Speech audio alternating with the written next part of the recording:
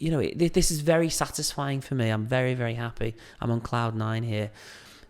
Psychologically for me, if I am concentrating too hard on one canal orifice, I can get fatigued mentally. To the person with the logical mind, it's super, super risky to do that, because if it isn't an orifice, then you perforate the tooth, because these files will cut dentin. What I do notice here is that when I place the size 20 into the patient's MB canal, she jumps slightly. So at that point, I know that the patient needs to be numbed up a bit more. And then straight away now I can see there's a definitive moisture spot, and there's also kind of a dip in where this DB orifice is. Hello, welcome to this week's Friday clinical case. And again, this is quite a large case to show you today, because these types of cases you need time and patience with. So this is essentially the learning objective. Today's video is to show you how to manage calcified canals. And really, the sort of hot take on this is that you just don't rush. And there's a very specific protocol I like to follow that I'm going to show you in this video today. And, this video also has learning objectives regarding, of course, calcified canal, possible perforations, how to manage perforations. Also, with calcifications, you can sometimes get a ledge. So this video is going to show you how to manage or to look out for these types of complications. But before we get into the case, before I present the case, I want to just say that when we look at the metrics of the channel, over 50% of the people who watch these videos are non-subscribers. So before we get into the case, what I would like to say is, if you could ask you to do one thing, it's quick, it's easy, and it's free. It's just to hit that subscribe button. If you hit the subscribe button, it supports the channel. And I promise each week, each video will get better and better and better. Of course, if you want to bring the support to the channel even further, we've got the membership program supported here by YouTube. The link is in the description below. If you become a member, you get early access to content. So usually these videos are scheduled, and they're scheduled about 3 weeks in advance. So if you love this video, you want more, you can get early access to that. Also, we've got exclusive content. So we've got an amazing endodontic access video, which is for members only. And also we've got a newly qualified dentist video on there as well. So we'll get into the case. So this is an external referral, okay? And this is from a dentist that I've known for a very, very long time. And when I was a newly qualified dentist, she was a fellow colleague in the practice who helped me out a lot. And she's moved on to Pastures New. She's moved on to a different practice, but she very, very kindly sends me lots and lots of endodontic referrals. And this patient has got an upper left 6, which is part of a bridge. And she was having symptoms from this tooth. And as you can see from the periapical radiograph here, there's no obvious canal space. So that is a huge red flag, okay? And sometimes, a lot of the times, you access these teeth, and it looks like it's quite calcified inside, but actually, when you look inside, the canals are obvious. But what you'll notice when we start the video is that the canals aren't obvious in this case, and the bulk of this video really is just talking about how to find these orifices. We'll move over to the video here. And what we can see is that I'm just assessing the tooth. I'm just assessing where the CEJ is on this tooth, because that's going to help us find where the canal orifices are. And a lot of the times now, I am placing rubber dam on these teeth straight away, rather than accessing these teeth with rubber dam off, which classically has been known to be thought of being helpful for dentists to help them access the teeth. But I think sometimes the rubber dam moves the gingiva out of the way so we can still see the CEJ. And I removed some of the temporary filling material, and I noticed there's no obvious canal space, and also I noticed that there is a significant access distal in this abutment, and I can see where the dentist has kind of removed too much of the crown and the tooth tissue distally. So I just want to make sure and confirm there's no perforation before we start. We give it a little bit of a clean out, and luckily the dentist has stopped before a perforation has occurred. But what I do want to do is I just want to have a little bit of an investigation with a DG16 endodontic probe, just to make sure there is obviously no perforation in this tooth. And in fact, when we have a little feel around, a little sort of clean around, you know, I'm certain there is no perforation, which is great. It makes things less complicated for me. If there was a perforation, I'd probably be inclined to repair that now and let the sort of perforation repair set as I'm doing the canal orifice location.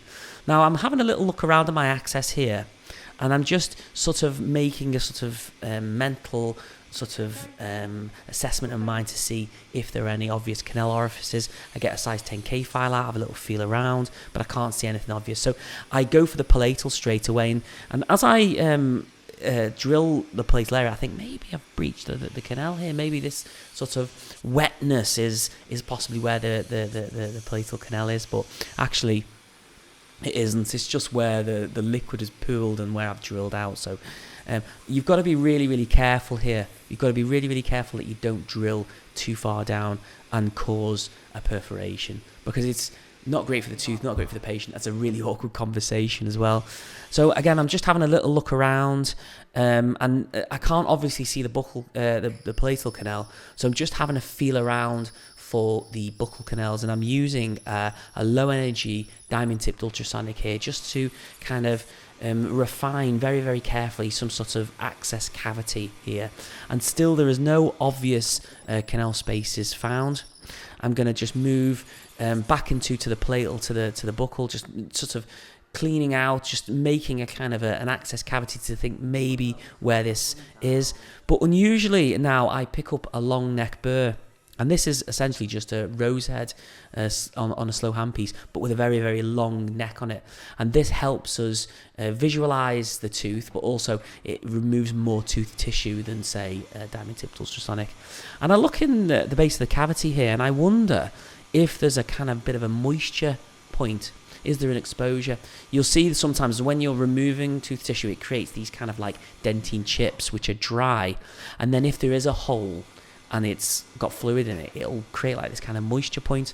But, you know, I clean it out and I can't see anything obvious. And again, when I clean it out, again, I see this kind of like pinprick sort of, I don't know, maybe exposure here, where sometimes when you expose a canal and one of the dentine chips gets down into the canal, it kind of like indicates this is where the hole is. But we have a little feel around with the size 10K file, and again, no luck.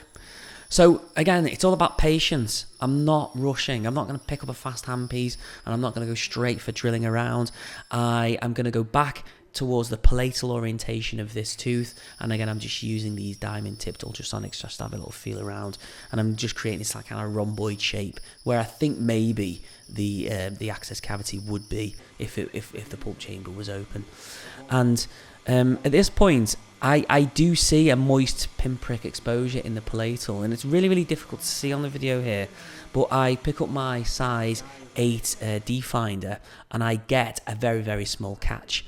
And it's at this point I think to myself, well, as I reach my size 8 D finder into this supposed canal, I'm worried that this is actually a perforation exposure. So I'm going to place the ham file into the supposed canal space, and we'll hook it straight up to the apex locator. And if this is a perforation and you hook it up to the apex locator, the ham file, it will scream 0 straight away. But in this case, it's not screaming 0. So at this point, I've found the palatal canal. You know, I have a little feel around and negotiation round, and I see that I'm reaching about 18 millimeters. So a substantial amount of the canal space has been as negotiated. And I'm now doing this kind of step back approach with a glide path file. So I'm going to shape this glide path file about 17 millimeters, opening up the canal. And then I'm going to get another higher diameter file. In this case, I'm using a size 20, 2 millimeters away from the furthest point reached. And again, if you watch a lot of my videos, you'll know I like to open up the coronal to mid-third of a canal space if I can't get to the apical third, and this stops the gripping of the file. And now we've found the palatal canal. This gives us a point of reference, essentially, where we can kind of see where the buccal canals might be. And also, looking at the sort of colour difference between the border of the floor, which is darker than the walls. This is helping me sort of have a look around. And then, you know what, I have a little feel around, and is there kind of a bit of a glint of a mesiobuccal canal? Maybe. I place my hand file in this kind of glint, and I have a little feel around, but you know, alas, it doesn't reach into the canal space. But this could be a canal orifice. So in the back of my mind, I'm always thinking about that point.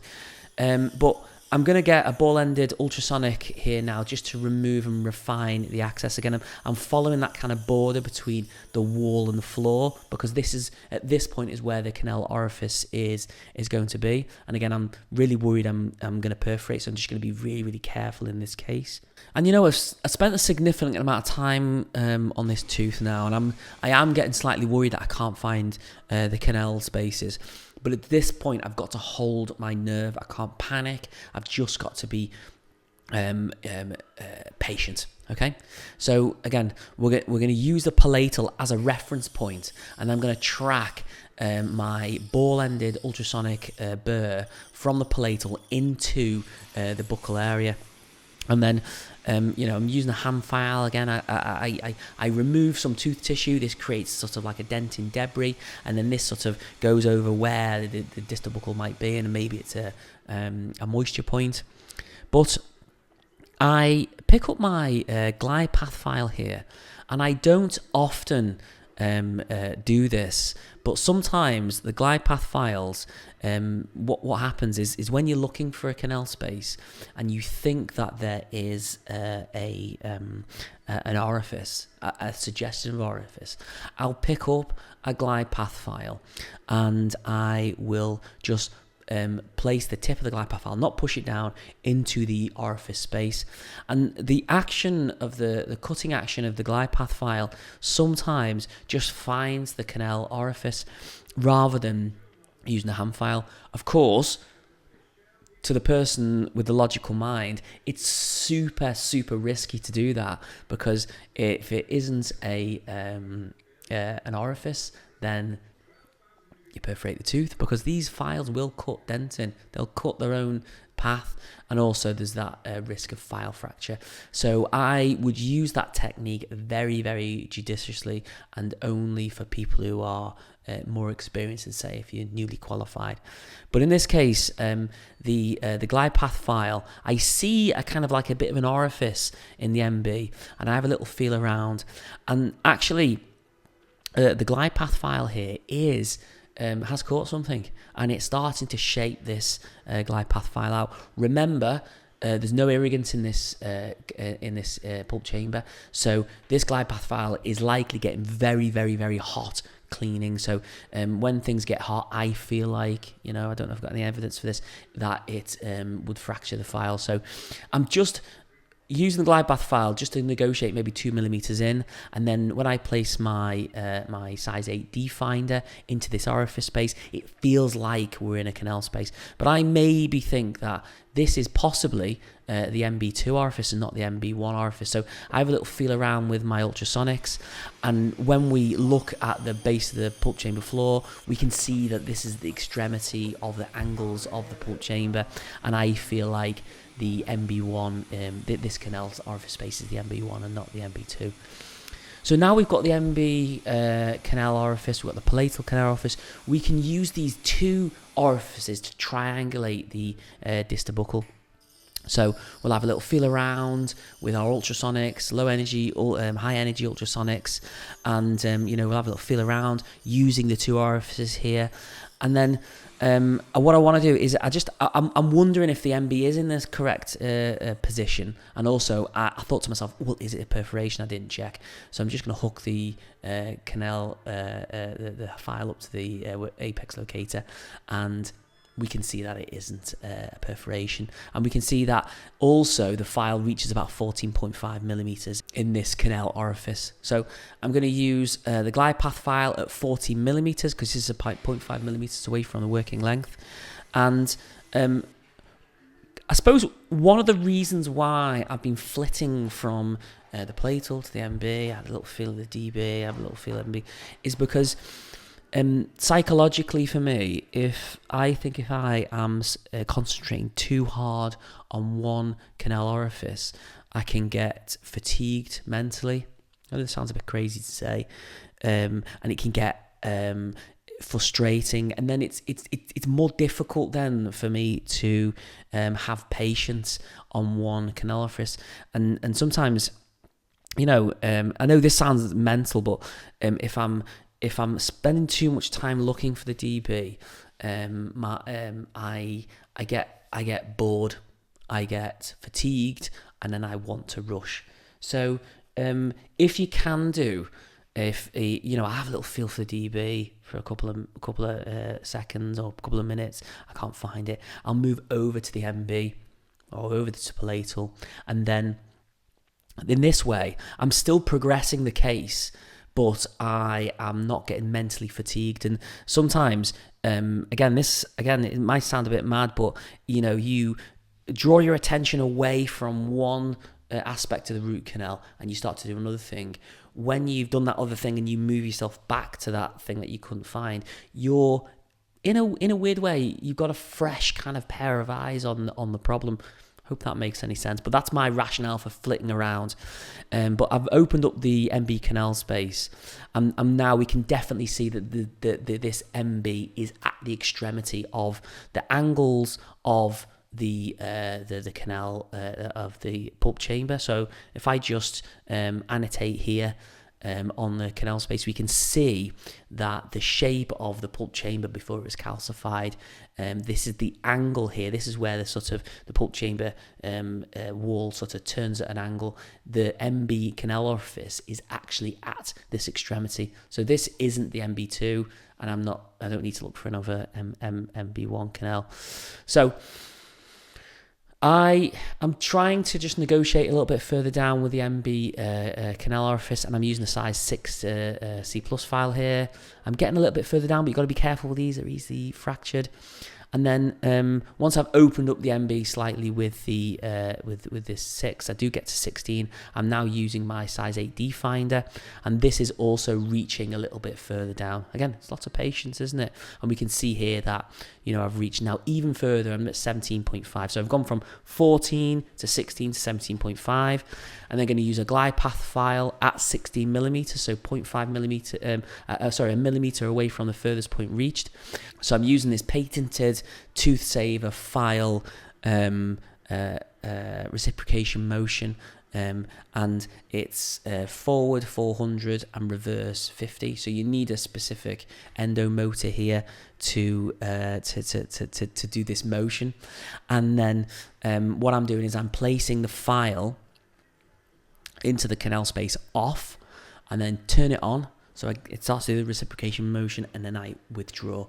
And this is a really, really safe way of managing these calcified canals. Once we've shaped up to the point where I want to shape up to the glidepath file, I'm using a size 20 rotary file here, not using the reciprocation motion. And again, it's the same with the Palatal. I am just opening up the coronal to mid-third, so I've got a better chance at negotiating further down with my hand files. And what I do notice here is that when I place the size 20 into the patient's MB canal, she jumps slightly. So at that point, I know that the patient needs to be numbed up a bit more. So Off camera here, I've just numbed up the patient, and then I'm going to go from the MB and I'm going to go back to looking for the DB canal. And I've shaped the plate, I've shaped the MB a bit more, and now I've got these kind of fresh pair of eyes that I talked about, and now looking for the DB. And what I've noticed is that I can now see a clear definition between the wall and the floor here. So I'm using a long neck rosehead burr just to open up the place where I think the DB is.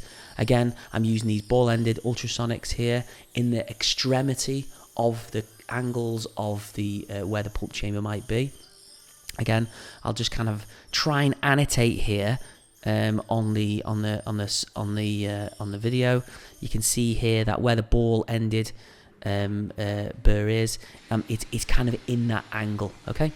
And we just use lots of ultrasonics, lots of cleaning, and then, you know, again, just using the 2 canals to triangulate where the canal orifice is. And again, I kind of see a bit of a moist spot here, and it always gives me a little bit of a heart flutter because I think maybe I've perforated the tooth, but actually, I think this moist spot is kind of in the area where I think the DB is. So I get my hand file and I have a little feel around. Is this pooling of old irrigants, or is this a perforation, or is this, say, or is this the canal orifice? And I'm just having a little feel around. You know, I am using a size 25 hand file here, and especially with patients who've got small mouths, you'll notice as I'm trying to negotiate this supposed orifice that the file is bending slightly, and I'm thinking to myself, maybe it might be easier if I got a shorter file. So we're not talking about the diameter, but actually length of the file, and this might provide a little bit of stiffness for me to push the hand file into this sort of calcified canal. So I think I'm onto a winner here, so I'm just going to use a bit of ultrasonic here just to give it a bit of a clean out. And then I've picked up this shorter hand file, and I have a little feel around, and I think I might have something, but again, it transpires that I don't, which is really, really annoying, because, you know, once I've found all these 3 canals, you know, you kind of onto a winner, haven't you? You spent all this time looking for it, but I feel like the hand file is kind of sticking up here, but as I try and push it down, it's not negotiating at all. So again, I'm keeping my nerve, I'm keeping my cool. I'm just going to trace that margin again. Do you know, you were talking about the margin between the walls and the floor. We've got the floor is darker than the wall, so I'm just tracing that out because that's where the orifice will be. And then straight away now I can see there's a definitive moisture spot, and there's also kind of a dip in where this DB orifice is. And the ball-ended ultrasonic wouldn't have caused this dip because it's just, you know, the angle of the sphere is just too obtuse to create that. And you can see here now that I've placed the hand file into the DB, and we found all 3 canal orifices. You know, this is very satisfying for me. I'm very, very happy. I'm on cloud 9 here. And then obviously I'm just going to irrigate, and we're going to use our glidepath file, using a 14 to open up the coronal third. I'm slightly worried about this glidepath file now because it's done a lot of work, and I've been known quite often to replace glidepath files, especially in highly calcified canals. And we place the size 8D finder into the DB, and then we hook it up. It doesn't scream 0 straight away, so we know it's not a perforation. And then I have a little feel around to see if I can get to 0. And again, with a DB, I don't get to 0, but the furthest point reached here is quite far down. It's up to 22 millimeters. So it's the same protocol as before. We're going to try and use the glidepath file, but what I'll notice here with the glidepath file is that I'm hitting a stop. So there is some kind of ledge that's occurred in the DB. So to get around this, I'm going to try and manually negotiate with my glidepath file. So rather than place it in the motor and straight in, I'm using my hand to try and push the glidepath file past this sort of ledge point. And what I notice is I'm still getting that sort of that sort of hitting point. The worst thing for you to do here is to ram it down, and essentially I'm going to just step down. I'm going to use my D finder to push past this ledge point, and we can see here that this pushes past nice and easy. So there's going to be a difficult transition from the 10 to the 15 because the difference in diameter between the 10 and the 15 is 50%. So it's going to go up by 50%. So you imagine that's quite a big step. And I use this kind of transition D-finder here. So this is unusually a size 12. And what this is going to do, it's going to help that kind of diameter transition between the two files. And this goes to length quite nicely. And then what I do is I use a size 15 K file. And these are quite rigid, these K files. And also, you know, if you get this K file, if you get this size 15K file past the ledge in the DB, then getting the glidepath file past the ledge is going to be really, really easy, because these files, like I say, are super, super stiff, and it does go past quite easily. And then rather than going from the size 15 to the glidepath, I'm going to use a size 20 rotary file here. And again, I'm going to manually place it into the canal space. And also these size 20s, you can put like a little bend on the file and get it past, but I notice this size 20 isn't reaching past to length. I'm going to use my motor here in T mode, but again, it's not getting past. Don't push this down, because this size 20 will definitely ledge. And then I've got another transition file. So obviously we've gone from a size 15 to a 20. That hasn't worked. So we've got these fantastic files by Toothsaver, which is a size 18, which is another unusual file size. You might not know that these exist, and it's kind of helping the transition from going from a 15 up to a 20. And I manually negotiate this ham file to length. And then the great thing about manually negotiating these rotary files to length is that all you have to do is that once you've placed it to length, you just get your endodontic motor and you just place it on top. You don't need to lock it in place because the motor will still work. Give it a good old clean out, and then don't forget, we need to make sure we've got recapitulation. And once the file's in there, I just think to myself, well, maybe this is going to reach into length nicely, and I hook the ham file up to length, and we've got our working length there. So just opening up the DB canal space there, we can see that the working length is 22 millimeters. And to finish off the shaping of the DB, I'm just going to use the size 18 as a glide path file, because I know that file is working, and I don't want to change anything. So we shape up the DB with the 18 to the 0 reading. I'm going to recapitulate my size 12, and then I use my size 20 high flex file 0.5 millimeters away from 0, and that is our obturation point. That's our proper working length. So the DB is all nicely cleaned and shaped. I'm going to move over to the palatal now. So the DB's done, great, fantastic. And then I place my hand file into the palatal, and what I notice is that it's slightly reaching to length a little bit, but when we hook it up to the apex locator, it's not reaching 0 like the DB, like the MB. So again, what I'm going to do is I'm going to just measure as far as I've reached with this ham file. I'm going to see that I'm reached 20.5 millimeters away from that's the furthest point reached. I'm then going to use a size 18 glide path file here, shaped up to 20 millimeters, and that's 0.5 millimeters from the furthest point reached. And then when we place our D-finder in, this is a shorter and stiffer file. This now reaches the 0 reading. So, you know, doing this sort of thing, it's a process, and if you just take time and patience, you're gonna reach 0. The worst thing for you to do, obviously, is to push the files, is to go, oh, it's not reaching length, I'll just give it an extra push and it might go. You'll always ledge, and you'll always perforate, and you'll always just cause more dramas for yourself. So again, it's all about keeping you cool. I'm ready to shape the MB, and I remember that the MB was quite heavily calcified. So in the first instance, straight away, I'm going to place my D-finder in there, and then I'm going to just shape out the coronal to mid-third with my shaping files. And then I am still having slight doubts about if this is the MB2 or MB1 orifice or not. You know, and I pick up my ultrasonic here, my high energy ultrasonic, and I am just giving it a good old clean out in this kind of extremity of this you know, access cavity.